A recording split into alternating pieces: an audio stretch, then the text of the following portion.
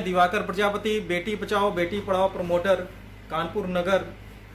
और सबसे पहले मैं औरंगाबाद और औरैया में हमारे मजदूर साथियों की दुर्घटना में मृत्यु हो गई थी, उन साथियों को मैं श्रद्धांजलि देता हूं और उनकी आत्मा की शांति के लिए मैं ईश्वर से प्रार्थना करता हूं कि उन मजदूरों को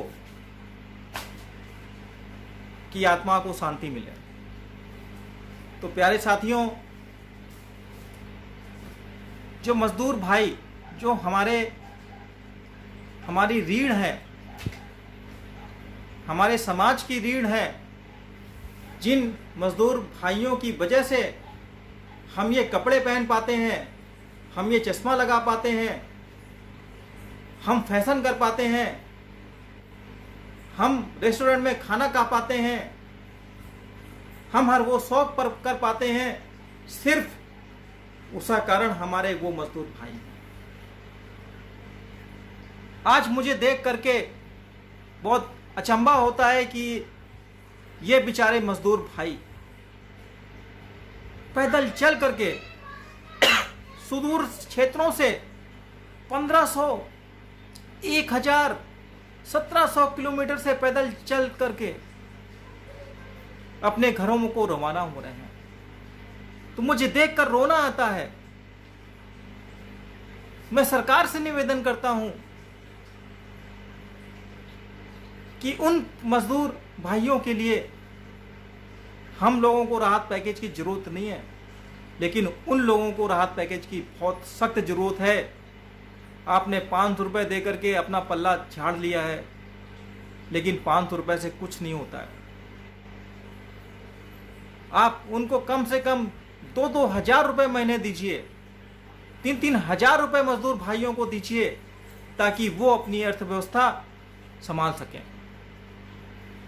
और हाईवे में आपको देखने को मिल रहा होगा, हम चिल्लाते रहते हैं कोरोना चल रहा है, पूरा विश्व जो है कोरोना की चपेट, वायरस की चपेट में है। सोशल डिस्टेंसिंग करें, मास्क का सहारा लें, हर चीज करने के लिए तैयार हैं, लेकिन उन मजदूर भाइयों को क्या, जो जिनके पास खाने के लिए नहीं है, जिनका राशन खत्म हो चुका है, जिनका पैसा खत्म हो चुका है, उनके पास ना मोबाइल है, ना उनके पास खाने का टिकट है, तो वो बेचारे क्या करें। तो आज मैं बहुत हतप्रद हूं कि देख करके कि हाईवे की स्थिति आप देखिए, टीवी चैनलों के माध्यम से आप देखिए, एक ट्रक में 70 आदमी बैठ करके इस चिलचिलाती धूप में, जब हम घरों से बाहर निकलना नहीं चाहते हैं, वे बेचारे मजदूर सफर कर रहे हैं। छत भी नहीं है, तिरपाल भी नहीं लगा है, इस चिलचिलाती धूप में सफर कर रहे हैं। और कई समाज सेवी संस्थाएं बेचारे मजदूरों को खाना दे रही हैं।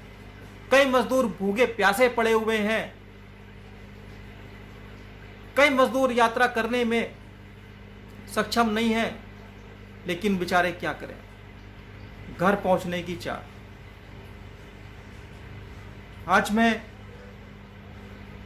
जिनके कंधों पर बोझ पड़ा, जिनके कंधों पर बोझ पड़ा, वो माँ का बेटा कौन। जिनके कंधों पर बोझ पड़ा, वो माँ का बेटा कौन। जिनके पसीने से अहमदाबाद, दिल्ली, गुजरात, मुंबई की फैक्ट्रियां गुलजार हुआ करती थी, गुलजार हुआ करती थी। जिनके पसीने से एक हर पसीने का कतरा कतरा उन फैक्ट्रियों को सिंचा करती थी, वो भारत माँ का बेटा कौन। वो भारत माँ का बेटा कौन, वो भारत माँ का बेटा कौन। वो मजदूर ही भारत माँ का बेटा है, वो मजदूर ही भारत माँ का बेटा है। हम रैलियों में, चाहे वो प्रदेश सरकार हो, चाहे वो केंद्र सरकार हो, चाहे समाजवादी पार्टी सरकार हो, चाहे वो कांग्रेस की सरकार हो, कोई भी सरकार हो, XYZ, रैलियों में 2-2 हजार बसों का इंतजाम पल भर में हो जाता है। एक फोन पर 2000 बसों का इंतजाम हो जाता है, लेकिन इन मजदूरों के लिए 2000 बसों का इंतजाम नहीं हो पाया।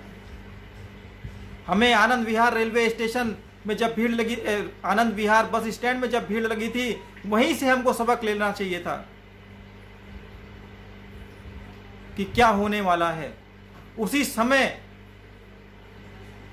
प्रदेश सरकारें, जो भी राज्य थे, एक राज्य दूसरे राज्य से कांटेक्ट करता, सरकारों से कांटेक्ट करता कि आप अपने यहाँ बसों का इंतजाम करके मेरे बॉर्डर में छोड़ दीजिए, उस व्यक्ति की मेरी जिम्मेदारी है, मैं उसको क्वारंटाइन करा करके, उस मजदूर को 14 दिन तक क्वारंटाइन करा करके फिर गंतव्य को भेजूंगा। ऐसा नहीं हुआ, बिल्कुल ऐसा नहीं हुआ। आज वो स्थिति आ गई है, आप हाईवे में हमारे मजदूर भाई बेचारे कूपे में बोरियों के ऊपर बैठ करके सफर करने में मजबूर हो गए हैं। तो कैसे हमारी अर्थव्यवस्था, किस जगह हम खड़े हैं जब हम अपने मजदूरों के लिए हम नहीं कर सकते हैं, तो ऐसे जीने से क्या फायदा।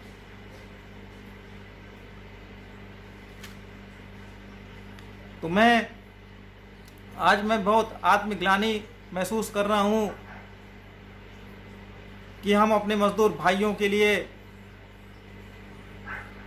सिर्फ एक निवेदन कर सकते हैं अपनी सरकारों से कि इनको इतना काम दें, इनको खाना दें, इनको काम दें, इनको रहने के लिए छत दें।